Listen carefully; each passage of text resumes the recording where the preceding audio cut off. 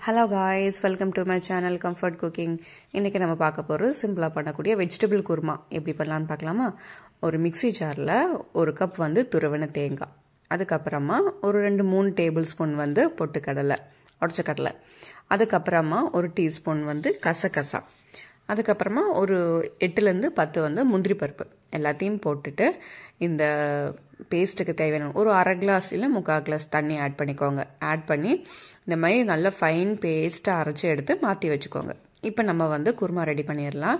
அடுப்பு பற்ற வச்சு ஒரு குக்கர் வச்சுக்கோங்க. அதில் வந்து ஒரு டீஸ்பூன் வந்து கடலெண்ணெய், அதுக்கப்புறமா எண்ணெய் சூடானதுக்கப்புறமா ஒரு பிரிஞ்சி இலை, 2-3 பட்டை, 2 ஏலக்காய், 3 கிராம்பு எல்லாம் நல்லா சூடாகட்டும். சூடானதுக்கப்புறமா ஒரு பெரிய வெங்காயம் கட் பண்ணி போட்டிருக்கேன். இந்த வெங்காயத்தையும் போட்டு நல்லா வதக்கிக்கோங்க. வெங்காயம் கொஞ்சம் நல்லா வதங்கணும், அப்போ தான் கொஞ்சம் நல்லா டேஸ்ட் கொடுக்கும். நல்லா பொறுமையாக வதக்கிக்கோங்க. இப்போ பார்த்தீங்கன்னா வெங்காயம் நல்லா வதங்கிருச்சு. ஒரு டீஸ்பூன் வந்து இஞ்சி பூண்டு பேஸ்ட்டு, ஒரு பெரிய சைஸ் தக்காளி குட்டி குட்டியாக நறுக்கி எடுத்திருக்கேன், அதையும் போட்டுக்கோங்க. இப்போ இஞ்சி பூண்டு பேஸ்ட்டும் தக்காளியும் போட்டதுக்கப்புறமா நல்லா வதக்கிக்கோங்க. திருப்பி ஒரு 2 நிமிஷம் நல்லா வதக்கிக்கோங்க. இஞ்சி பூண்டு பேஸ்ட் விழுதோட பச்சை ஸ்மெல் போகிற வர கொஞ்சம் நல்லா பொறுமையாக நல்லா வதக்கிட்டே இருங்க. ஆனால் அது அடி பிடிக்கும் டக்குன்னு இஞ்சி பூண்டு பேஸ்ட்டை போடுவது. இப்போ அடி பிடிக்காமல் இருக்கிறதுக்கு தான் டக்குன்னு தக்காளி போட்டேன். போட்டுட்டு திருப்பி நல்லா வதக்கிட்டே இருங்க.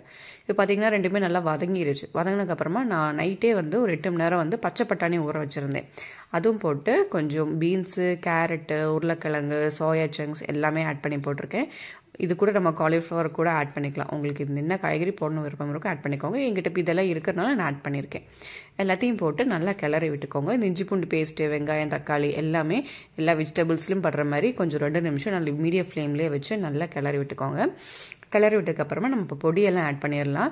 1/4 டேபிள் ஸ்பூன் வந்து மஞ்சத்தூள், 1 டேபிள் ஸ்பூன் வந்து மிளகாத்தூள், 1 டேபிள் ஸ்பூன் வந்து கரம் மசாலா, 1 டேபிள் ஸ்பூன் வந்து மல்லித்தூள் எல்லாத்தையும் ஆட் பண்ணி திருப்பி இந்த மசாலா வந்து எல்லா காயிலையும் வந்து நல்லா வர்ற மாதிரி நல்லா கிளறி விட்டுக்கோங்க.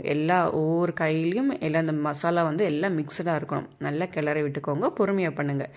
நல்லா கிளறி விட்டதுக்கப்புறமா நம்ம ஒரு பேஸ்ட் வந்து அரைச்சி வச்சுருந்தோம்ல, அந்த பேஸ்ட் வந்து இதில் போட்டுக்கலாம். அரைச்சி இந்த பேஸ்ட் தேங்காய் விழுதும் இதுலையும் போட்டு திருப்பி நல்லா கிளறி விட்டுக்க போகிறோம். இதே மாதிரி எல்லாமே நல்லா மிக்ஸாக வர்ற மாதிரி நல்லா கிளறி விட்டுக்கோங்க. நான் இது வந்து அரைச்சி வச்சிருந்த பேஸ்ட்டுக்கு நம்ம இதாக்கணும்ல, அது மட்டும் இந்த எக்ஸ்ட்ரா தண்ணி எதுவுமே ஊற்றலை, அந்த பேஸ்ட் மட்டும்தான் போட்டிருக்கேன். போட்டுட்டு உங்களுக்கு தண்ணி தேவைன்னா நீங்கள் ஆட் பண்ணிக்கலாம். இல்லை வேண்டாம் எனக்கு இந்த கன்சிஸ்டன்சியே போதும்னா ஓகே தான். எனக்கு இது ஏதுன்னா குக்கர்ல திருப்பி வைக்கும் போது நம்ம திருப்பி கொஞ்சம் கெட்டி ஆயிருமோன்னு எனக்கு தோணுச்சு. ஏன்னா மசாலா நம்ம அரைச்சி போட்டுக்கணும், பொட்டுக்கடலை எல்லாம் போட்டுருக்கனால கொஞ்சம் இன்னும் இருக்கும். அதனால கொஞ்சம் தண்ணி ஆட் பண்ணியிருக்கேன்.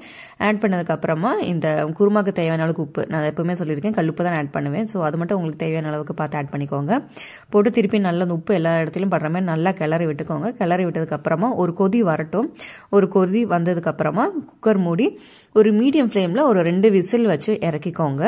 இறக்கணும்னா நம்ம இது வந்து நமக்கு தோசை இல்லை சப்பாத்தி இல்லை இட்லி எதுக்கு கூட நீங்கள் சைட் டிஷ்ஷாக சாப்பிடலாம். எல்லா வெஜிடபிள்ஸும் போட்டிருக்கோம். ஸோ எல்லா சத்துக்களும் அதில் இருக்கும்.